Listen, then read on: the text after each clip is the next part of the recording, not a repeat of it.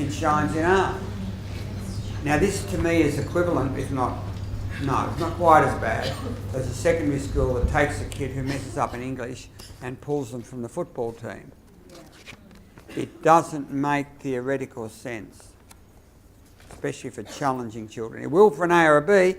You remove a privilege from a so-called well-balanced kid and they'll get their act together in order to maintain that privilege. You do anything to a challenging child, like remove a privilege, and they'll just think you hate them. And if you take away something like an area like art where they're competent, that's the worst thing you could do. In fact, we should punish them, if we're going to punish them, by having them produce a brilliant piece of artwork. Right? You know, in other words, do something that is contributing. So I think that's going to be a big rethink, especially in secondary schools. That you don't, once you get to the really challenging, we're focusing now on the behaviour, not the motivation. We're assuming they know right from wrong. The minute you get to really challenging children, you forget the behaviour. You've got to focus on the motivation. So your whole emphasis shifts. If you keep playing the game of focusing on the behaviour, well then you'll give the kid what he deserves, which is, string him up. Which is the last thing you want to do. You will get edgy. You'll say, what are you doing? Don't you respect these people? You'll say things that are just not nice. So the minute you get to a D child, you move from the behaviour focus to a motivation focus. Because unless you can deal with the motivation, the behaviour won't change. If you deal with the behaviour, you'll be doing all the wrong things. Now that's, having said that, we're going to do all this stuff to Ds. So it's a bit of a problem. Yep. College, and she's a PE and sports coordinator. Yep. In charge of sending teams out to inter-school sports, and yep. That's one of the things that she finds very frustrating. And she continually has a trouble with colleagues that are withdrawing children and not allowing them to attend sports because they're not performing in their class. Yeah. And they're using that as a punishment. And what they're causing is a lot of trouble for themselves in class because it's a really hard one, and she's trying. It's not so hard if we were to say, can we adopt a principle in this school that if something is being done to manage behaviour and is not working, we won't continue it. If you just got that at an adult level accepted. So you've seen this kid's been given this treatment before and it hasn't worked. In fact, it's probably made it worse.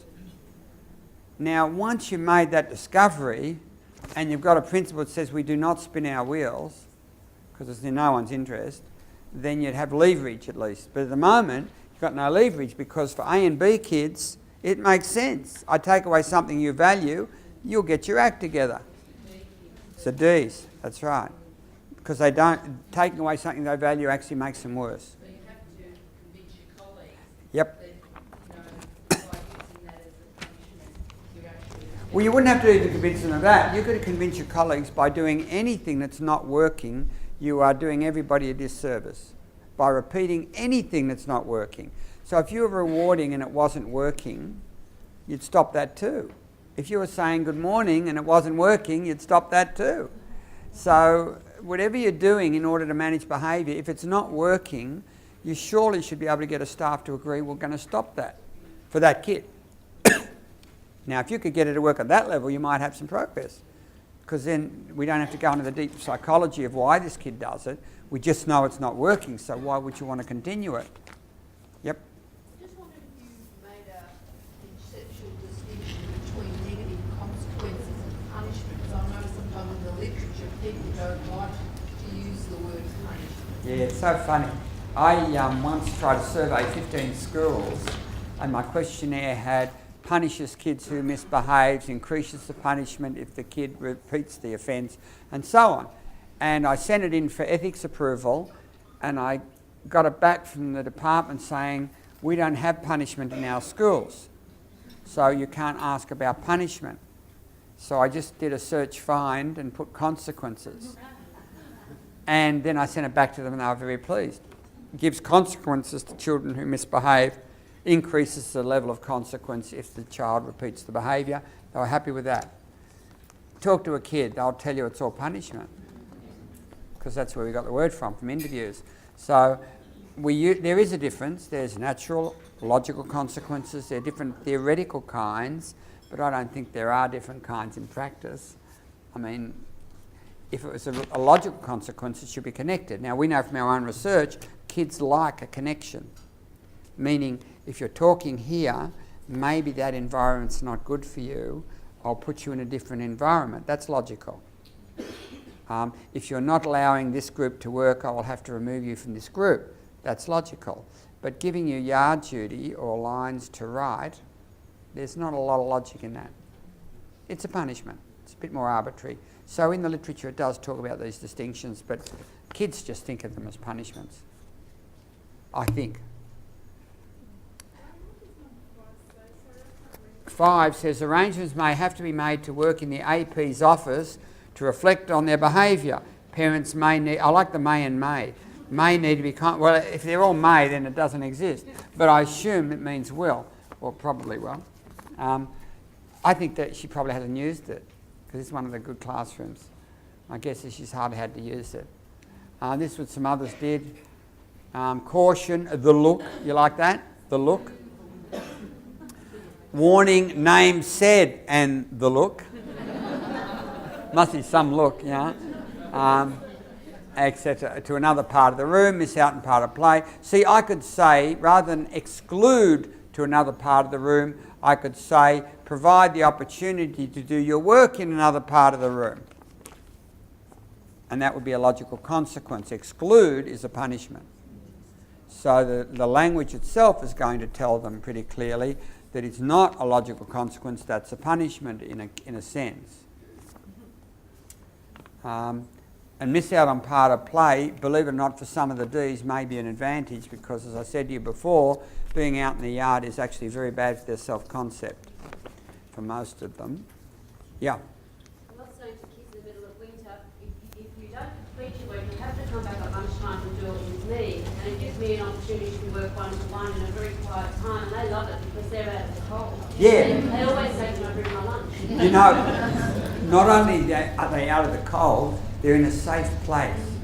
And I know some of the schools I've been working with have opened up a lunch room for kids who want to come in, and invariably you get your Ds, and they'll actually be reasonably okay in there, but they're hiding from the hurt that they're going to experience out there and the rejection. So they'd rather be around a teacher who's going to look after them and make sure they're safe, and they're usually doing something like painting or that sort of stuff, and they're happy. And in some ways they're much better after lunch because of it. So once we get to the Ds and we start saying, let's focus on their motivation and what drives that, you change a lot of things in your thinking, because you can't just keep extrapolating from the ABs, and as you get worse, in behaviour pattern, we just increase the same things. It doesn't work. That's why I said to you, try a severe award to see if it's a genuine D, because a genuine D is not going to be able to deal with the behaviour for very long, even with a reward. It won't make that much difference. They just can't. They need they need to do what they do more than they need your $5. It's just different levels of needs. Okay, so I just thought it'd be interesting to see what they look like. Another one, I think this is much the same, isn't it? Got the look as well, yeah. I think the whole school had the look. See, the look is a non-verbal, I guess, a non-verbal hint. There's a problem. There you go. This is PE.